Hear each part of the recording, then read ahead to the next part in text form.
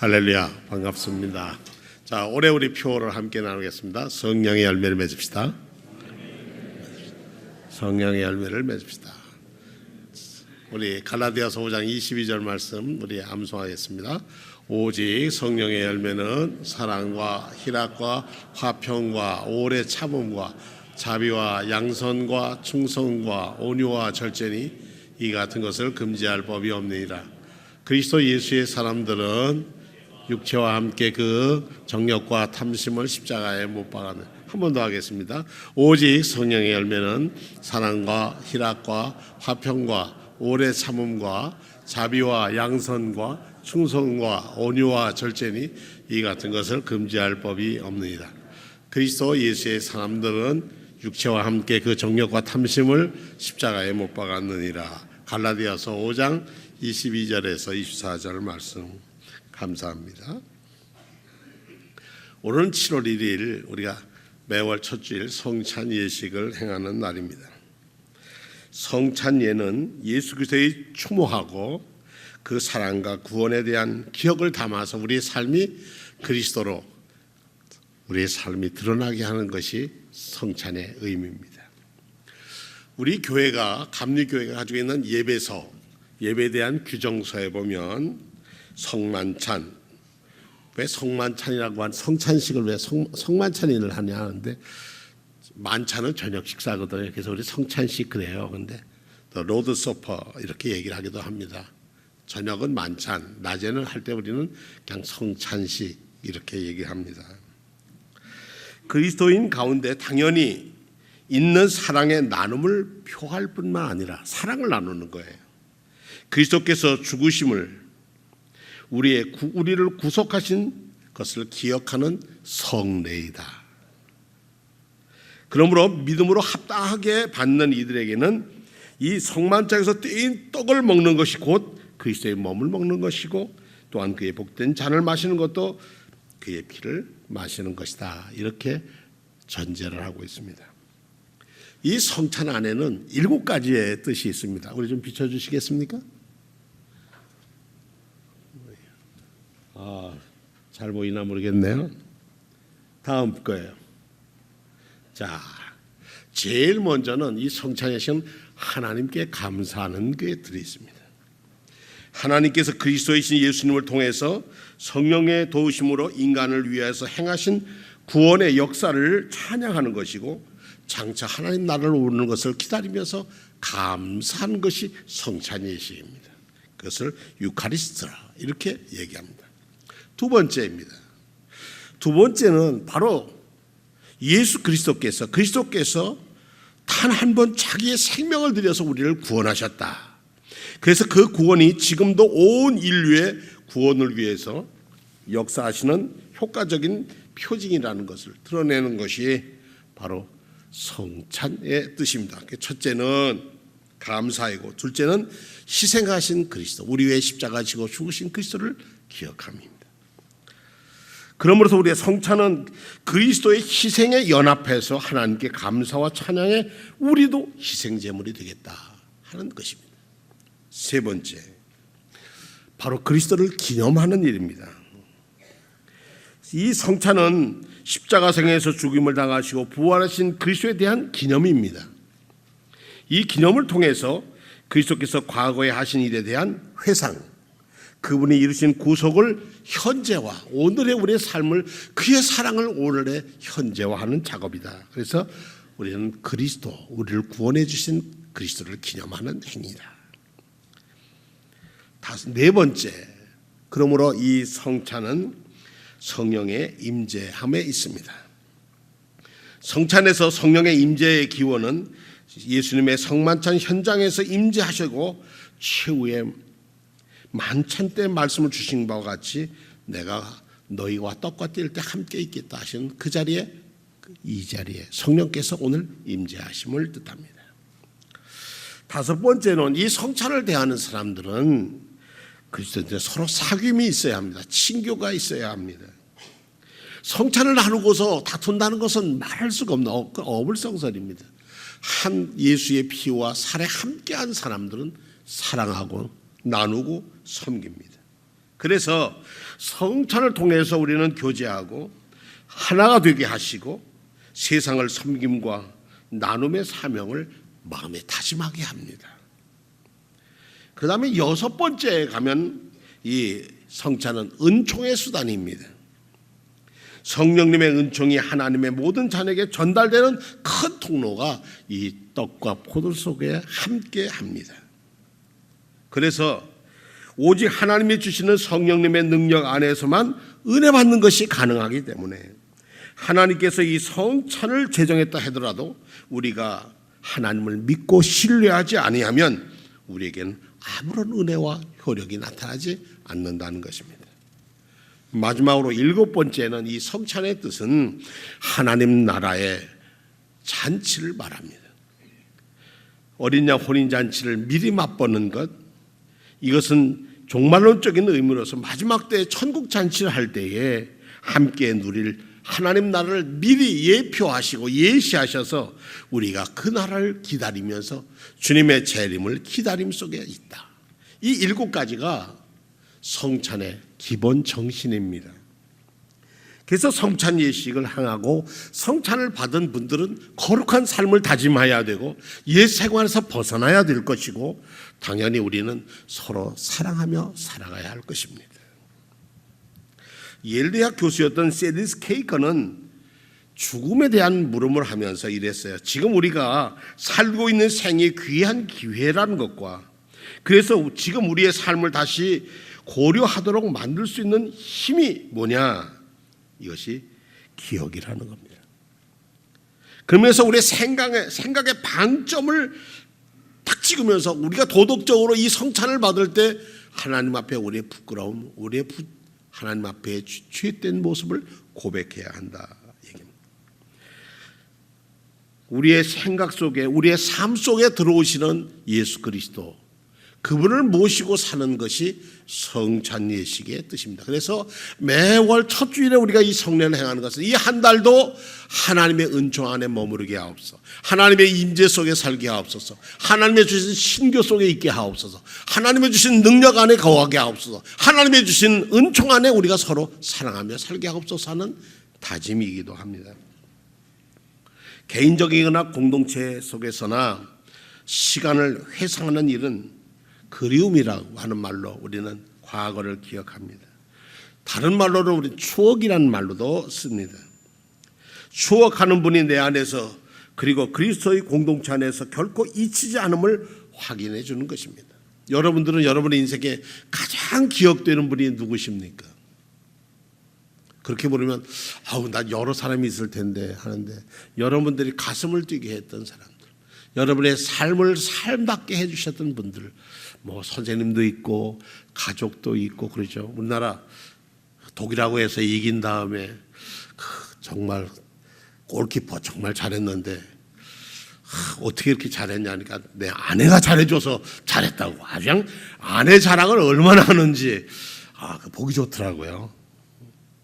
젊은 사람들이 아내에게 감사, 아내가 내게 힘을 줬다, 아내가 내 삶의 근거였다, 뭐 이런 고백들이 참 그래, 저의 삶 속에서는 저의 가정을 저렇게 이끌어 구원하여 나가, 그러면서 자기도 큰 무대의 삶을 해보고 싶다, 뭐 이런 꿈을 꾸더라고요. 그렇습니다.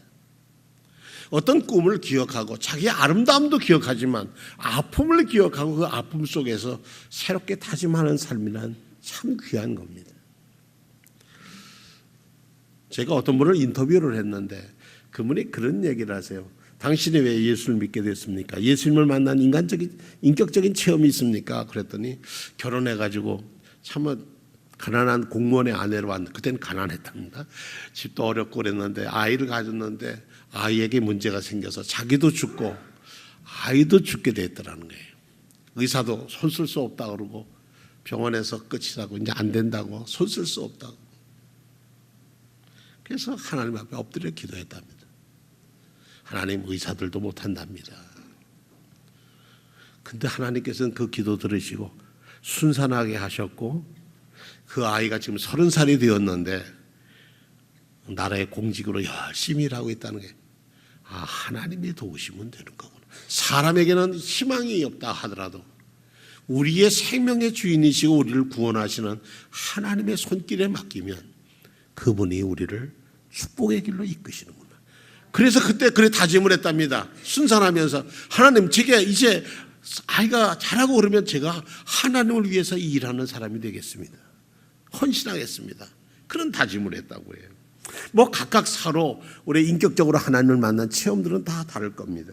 그러나 다른 기억할 것은 그때 만난 예수 그리스도께서 그 사랑과 그 감격을 오늘까지 잘 기억하고 회상하고 또 삶 속에서 그 감사함을 표현하고 있을까 하고 생각해보면 우리는 하나님의 은혜에 대해서 너무 소홀했다, 그런 다짐, 그런 마음을 가질 수밖에 없습니다. 제가 언젠가 읽은 책에 보니까 이스라엘에서는 학교에 들어가면 교과서에, 처음 학교에 가면 교과서에 그런 내용이 있답니다. 뭐 우리나라도 교과서가 다 여러 가지 내용이 다르면 국어 교과서도 있고 다 교과서가 있잖아. 요즘은 다르겠습니다만. 근데 뭐라고 가르치냐면 이렇게 가르치는데, 우리 조상은 이집트에서 노예였다. 이게 그렇게 써야 있답니다. 그러니까 아이들에게 우리의 조상이, 우리 조상은 무슨 판사도 했고 뭐 했다고 우리는 자랑을 하는데, 이스라엘 사람들은 자기의 학교에서 우리는 이스라엘의 노예였다. 근데 하나님께서 이 땅으로 이끌어 주셨다.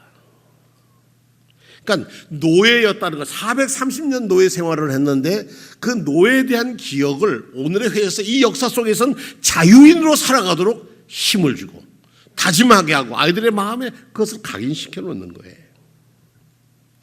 나는 너희를 애굽에서 출애굽시킨, 탈출시킨 하나님이라고. 그래서 유월절을 지켜야 되고 첫 열매를 드리고 하나님 영광을 위해 살고, 그러니까 동족들을 해쳐서는 아니고 우리는 다 인생이 나그네였다. 그러니까 우리는 돌봐야 한다고 고백들 하게 합니다. 지난 6월에 우리 지방에 사는 종교개혁지를 순례하는 가운데 독일의 베를린 수도에 갔습니다. 베를린의 가장 아주 중요한 도시 한복판 좋은 곳에 갔더니 그 메모리얼 파크가 있는데, 그게 뭐냐, 홀로코스트, 유대인들을 학살을 했던 자기네들의 그 아픔을 기억하면서 600만 명을 학살을 했어요. 그래서 그곳에 콘크리트로 이렇게 기둥을 이렇게 여러 가지 기하학적으로 상자를 쌓는 이렇게 조형물을 만들었는데 2,711개의 조형물을 만들어서 베를린 제일 가운데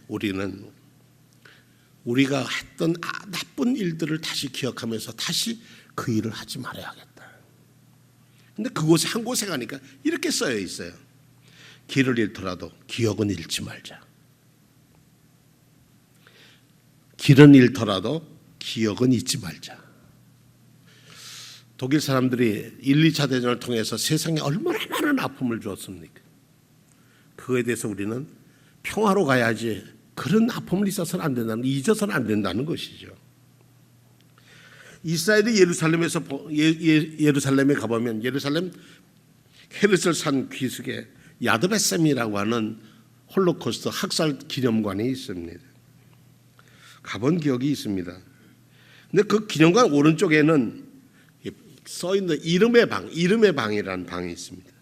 근데 그 이름의 방은 어린아이들의 이름이 불려지는데, 그 방 안에 가보면 유리든 방 안에 수천 개의 촛불이 비치고 있고 희생된 어린아이의 이름을 계속 이게 녹음해서 틀어주는 거겠죠. 그렇지만 그 아이들의 이름을, 그때 학살된 아이들의 이름을 계속 불러주는 거예요. 아이들의 이름이 잊혀지지 않기 위해서. 또 그 옆에 가보니까 오스트리아 사람으로 유대인 1200명을 구한 오스카 신들러라는 사람의 이름도 거기에 기억이 있더라고요. 그의 무덤이 예루살렘에 있습니다. 그들이 얘기하는 것은 베를린에서는 길을 잃더라도 기억은 잃지 말자고 썼는데, 그건 독일 사람이 써놓은 거고요.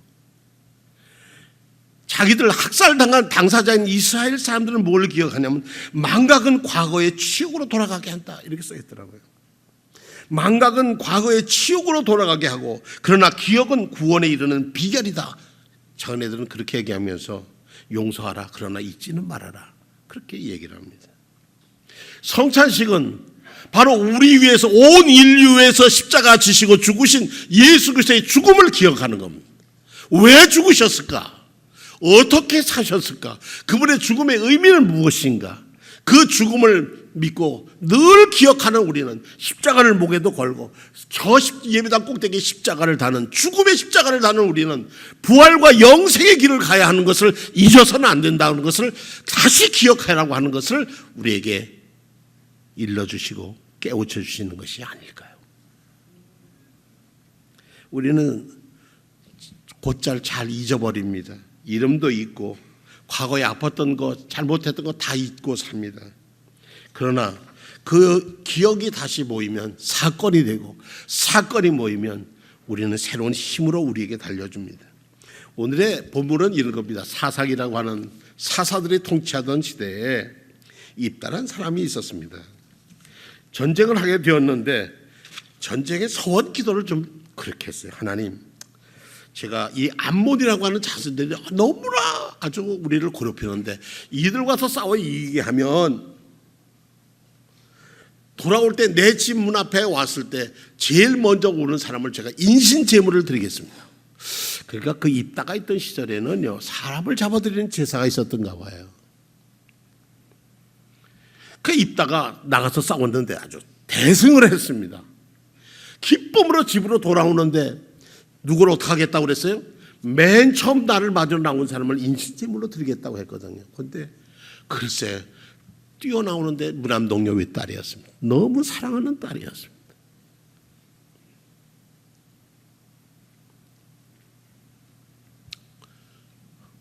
야, 네가 어떻게 내 마음을 찢는구나. 이기고 돌아와서 기쁨으로 돌아왔는데 그 기쁨이 찢음으로 바뀐 거예요. 그랬더니 그 딸이 얘기합니다. 입다의 딸이 얘기하기를, 아버지, 당신이 말씀하셨으면 그대로 행하십시오.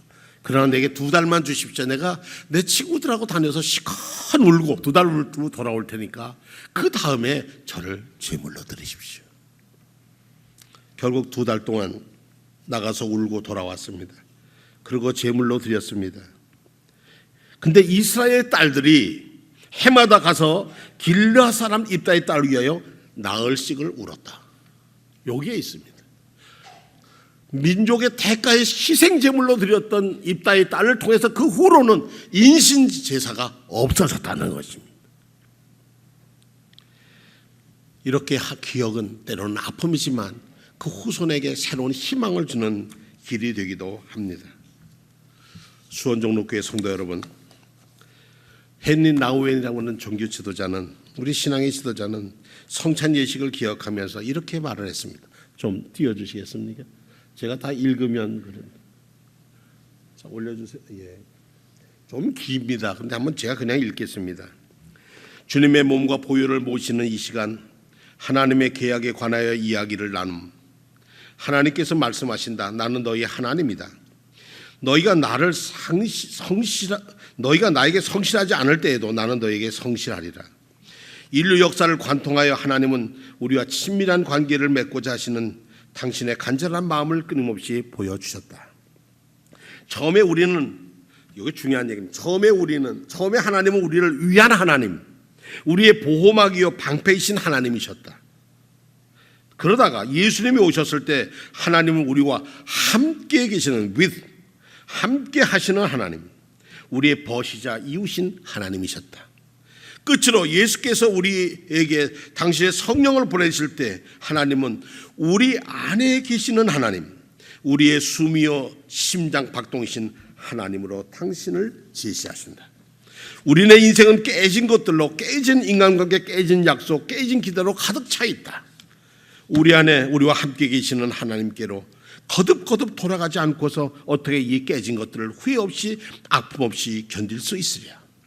이 돌아갈 초소가 없다면 우리의 여행은 어둠과 절망 속에 쉽게 빠져들 것이다. 하지만 우리에게 안전하고 든든한 고향집이 있기에 끊임없이 신앙을 새롭게 할 수 있고, 살면서 겪는 숱한 뒷걸음들이 오히려 우리를 앞으로 밀어 하나님의 약속에 더 가까이 나가게 한다. 하나님의 약속을 믿어 이 죽음을 넘어 부활과 영생의 길로 우리를 가까이 가게 한다. 그 자리에 여러분을 초대합니다. 기도하겠습니다.